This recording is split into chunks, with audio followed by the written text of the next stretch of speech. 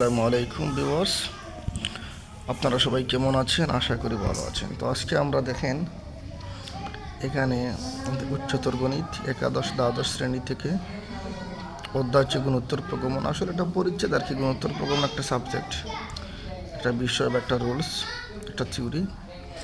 তো 14 নম্বর প্রশ্ন আমরা আজকে শিখব। দেখেন এখানে দেওয়া আছে যে একটি অসীম জিপিএ। তো জিপিএ মানে কি? জি মানে জিওমেট্রিক, পি মানে প্রোগ্রেশন।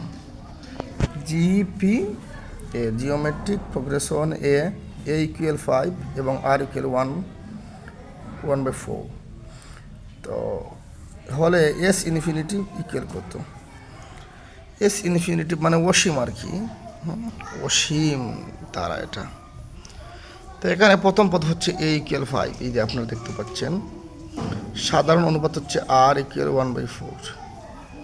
তো এস ইনফিনিটি ইকুয়াল, এটা একটা সূত্র হচ্ছে, দেখেন এখানে এ বাই 1/r, তারপরে এখানে এর মান হচ্ছে 5, 1 আর আর সমান হচ্ছে 1/4।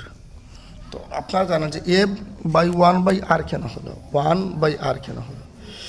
যখন মনে করেন দ্বিতীয় পদ বড় হবে তখন আগে এখানে আর থাকবে, আর দ্বিতীয় পদ ছোট হইলে আগে 1 থাকবে। এটা মাথায় রাখতে হবে, সাধারণ টেকনিক আর কি। তারপরে দেখেন এখানে 5 দশক আমরা 4 নিলাম, 4 রেখে 4 - 1, তারপরে এখানে কি 5, তারপরে এখানে 5 থেকে 1 গেলে 3, 4 4, 5 গুণ, এটা উল্টে বাঘ আকারে আসে, এটা উল্টে যাবে, গুণ আকারে গেলে নিচে 3 চলে আসবে, উপরে 4 চলে আসবে। এই দেখেন এখানে আছে 4 × 5 = 20, নিচে 3। তো উত্তর হচ্ছে 20/3। 20/3 হচ্ছে এটা উত্তর। এটা আপনারা খেয়াল করবেন। আর সবাই আমার পরবর্তী ভিডিও পেতে আপনারা আমার চ্যানেলকে সাবস্ক্রাইব করে আপনারা সবাই আমার পাশে থাকবেন ইনশাআল্লাহ।